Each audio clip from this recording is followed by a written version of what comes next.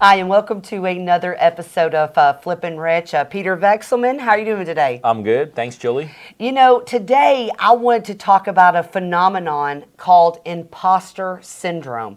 And really the best way for me to describe it is to just give you the Wikipedia definition, and we're going to talk about it, how it affected us and how, maybe it could stop you from feeling that way. So, Imposter Syndrome is a psychological occurrence in which an individual doubts their skills, talents, or accomplishments and has a persistent internalized fear of being exposed as a fraud.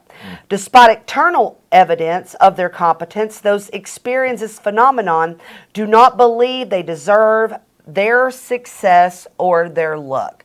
So summarized up, Peter, what do you feel like imposter syndrome is? Well, I'll tell you one thing, Julie. This business lends itself to imposter syndrome. Because let's face it, most of us who get in this business, if you think about it, can't even afford to buy the things we're telling people we want to buy, right? Yeah. I mean, I know when you got started, you didn't have like $300,000 to go out there and buy houses, but I remember you on the phone, hey, we want to buy your house, your house. When I got started, I couldn't really, just lay out the money to do that. So this business really lends itself to imposter syndrome. I guess the best way to kind of describe it, aside from a technical definition, it's like you feel like you're out of place. You feel like you're out of place. And I can honestly say, as I think about me going back when I got started many years ago, I kind of felt that not just in front of the peers of this business. I definitely felt it in front of the peers because I was the low guy in the totem pole. I was the guy that was losing money. Okay, so then that gave me even more imposter syndrome because it's like, what am I doing here? Not only am I the new kid on the block, but I'm losing. But for me, and I don't know if you've ever felt this, I even felt that when I was talking to sellers, because again, I was talking to buying, let's say, $100,000 home, but at the same time, I didn't have like $200 to my name. You know what I mean? Obviously, you could leverage in this business and you could borrow and all this, but really, to me, across the board, I felt it. Like I said, I felt it among my peers. The other thing is, here's the other thing that happens in this business with that kind of a syndrome. We tell people, rightfully so, network, get to know people, get people to know you. Well, guess what? Even more imposter syndrome, because who do we tell people? We don't tell people get to know older people that are not successful in this business, right? We don't tell people don't go find older people that lost money in real estate and get to know them. We tell people go get to know the successful guy, go network with the successful dude, go talk to somebody that's making money, and now you're kind of a newbie. You feel, I know I did, man, I definitely felt the imposter syndromes. I just felt like I didn't belong. But I guess you could say that about any rookie anywhere. I know you played sports before, and I know there's been places and teams and organizations and tournaments I've been, even in the sports arena, where I felt like, wow, this is above my head. I definitely have. But I'll tell you, for me, it was a little bit different. I don't know that I had imposter syndrome in the beginning, right? Because, we worked together and I leveraged you from the very beginning. I mean, let's just be honest here. Where it really hurt me is even a couple of years ago. Is once I became successful, right, I almost felt like it was all going to be pulled out from underneath me at any time. Like, I deserve to be here. Did I really deserve the success that was coming along? And, I think a lot of that goes back to someone's self-worth, right? Like, for so long I struggled. And then when it started like, okay, I've got some good things going, we've set things up, I kept thinking, I would even have dreams. I would have dreams that things would just go by the wayside. And until I realized that, you know what, at every point in my life that anything's ever went wrong, I was able to handle it, then I wasn't scared of it anymore. You know what I mean? I'm not, or we would go to events like you and I, we'd go where there'd be other people that do what we do. And I mean the big guys, right? And we're having conversations about us being there. And I would be thinking, I'm not even supposed to be here, And then I don't even really know what changed it around. It just like one day I was like, I don't even know what I'm afraid of. I mean, if you took everything away from me right now and plopped me in Oklahoma City, Oklahoma, I'm going to make it. Well, I think, I think as I listen to you, I think in this really what happens with experience comes confidence. Yeah. In our business, with deals comes confidence. In our business, like you said, when you're networking enough and you get around the at least people that you think are bigger, you realize they're not. Big. Yeah, I mean, really, you do. We kind of paint this like, oh my God, I saw you on TV. Well, the crazy thing is, we paint others on pedestals. Unfortunately, a lot of times, and we take ourselves off the pedestal for many people. Yeah. So this business, but again, make a long story short, confidence comes from experience, doing deals, being successful, making money. But I think in the beginning, the imposter syndrome, kind of that feeling of I don't really belong, that feeling of, I don't even deserve it. I'm not good enough. I don't deserve it. This is too big of a business for me. I think that's very common. It's very common. I mean, to a degree, we felt it. Like you said, you had the privilege, not the privilege, but you have the fortune of kind of working with someone more successful than you. That's why it's important to have a mentor. Good point. Yep. I mean, that might be one of the greatest reasons to have a mentor. I mean, if you get it, so someone like me when I was starting out 10 years ago, we'll just be frank. I didn't go out in this business and go, you know what? I think I'll figure every bit of this business out on my own. Mm-hmm. No, I would take action. And I followed exactly what you said. Julie, make these phone calls, make these offers. I didn't need to know anything else. I was okay to be led a little bit blindly, which looking back, that was a great idea. I'm glad that I did that. So when somebody's first getting started this business, and let's say they don't have a mentor, right? And there's plenty of you guys out there, and I tip my hats off to you. I commend you. How do you think having the right mentor stops someone from having these negative self-doubt talks with themselves? Well, you hear us talk even within our own organization. We have partners that span across the United States, and obviously many of them are brand new partners, brand new to this business.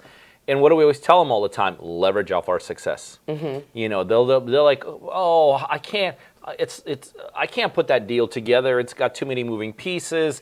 I don't have the credibility in the marketplace. Nobody knows me, but we do. Mm-hmm. We have 22 years of experience. We have thousands and thousands of deals behind us. So I think as you're talking this through, that is probably the top way to do that, to get past this, the imposter syndrome, to get past this kind of a little bit of a pity party. Mm-hmm. That people start having that, I'm not good enough, I'm not strong enough, I'm not smart enough. Well, because, when you're at home and let's say someone, you're wanting to get started and maybe you have a family or you have friends. Mm-hmm. You might be the only person of your friends or your family that's going in to do something like this. Mm-hmm. So when you go at something alone, you almost put yourself in this sort of little vacuum, right? Mm-hmm. Which means all the motivation has to come through you. All of everything, the belief, all of that has to come through you. Whereas when you leverage, right, with other like-minded people, then it really helps your motivation and your self-belief. I mean, kind of like, and I hate to go as far as like church, right? But there's a reason why people go to church to worship. Mm-hmm. It's obviously, in the Bible it says where two more are gathered, I'll be there. I definitely get that. But two, it's about worshiping with somebody that has like-minded interest of you. No question. No question. So I'm not saying the mentoring in church is the same thing. I'm saying if you look at other aspects of your life on things that are really important to you, you gather with people that believe the same. And that's super important. Like in real estate, isn't it? Yeah. And I know another problem that exists because I work with a lot of our partners. Like one, for instance, I'm not going to mention their name, has found a good deal of success in the last 6 to 9 months. Okay, mm-hmm. Like literally went from their full-time job, what they used to do, make it a very good salary, to now being able to pay for their family and all of their expenses through real estate investing. Like, I am so proud of their success, but at least once a week, do you know what the conversation is? And I know because I've been there, is I don't know if I can keep this up. Should I go get a part-time job? Should I, you know what I mean? I don't know when the next deal's coming. I mean, I'm going to have to get a part-time job. What do you say? Because it's not just like new people in this business that feel that. When you are able to get to a point to where you step out on your own, your mindset all of a sudden just doesn't change, does it? Like, as much as you have got to learn the real estate business, you've also got to master the art of this. No question about it. You know, it's interesting you bring that up. I was, I think, I went to a seminar this weekend, and one of the speakers, uber successful guy. Actually, he had his first sale of a business where he made $150 million, right? Ooh. But the same thing you're talking about.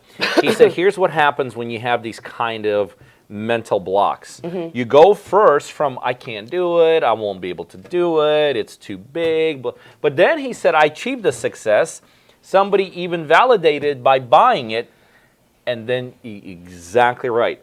And then he started thinking, did I get lucky? That was luck. That was lucky. Was that just a one-time shot? Am I going to spend it all? Am I going to be able to preserve it? Am I going to be able to do it again? And he said he literally got paralyzed by that fear. That, am I going to be a one-hit wonder? And that literally, with this guy, it took him backwards. It took him backwards till he was able to, again, catch it, understand it, work through it, recoup, and then, off he goes to where he is now. But yeah, the more we talk about this is a mental business, isn't it? It's fully mental. Yeah. I mean, really, anything in life is fully mental. I mean, sometimes when you're working for somebody else or something like that, it's not as much, but being an entrepreneur is hard. Yeah. And just like you talk so much about working on your body, right? About physically working on your body, eating the right foods, working out. The mental part of the game, your mental health, I think is even more important than your physical health, because your mental health can deteriorate your physical health.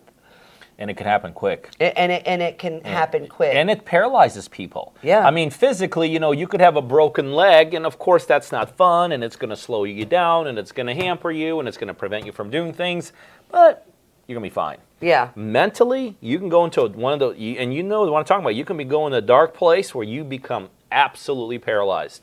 So whether it's the imposter syndrome, whether it's, I don't belong syndrome, whether it's, how do I make this thing work? Those are the key factors for you to think about as you're working this business, and those are the key factors that you got to work through to be successful. Yep, absolutely. And if I had something to give you on this topic, because I've been through this before, here's the main thing. You've just got to know that you deserve it. You do deserve it. Your family deserves it. Right? Once you get past those ideas of self-doubt, don't matter what you've done in your life, you deserve it. So, try to work on that mental health, try to, not get in those, but really it all comes back to what you believe that your self-worth is. So, that's my thoughts for them today. Absolutely. Absolutely. Bottom line is you're worth it. You could do it. And this business and people around you are counting on you.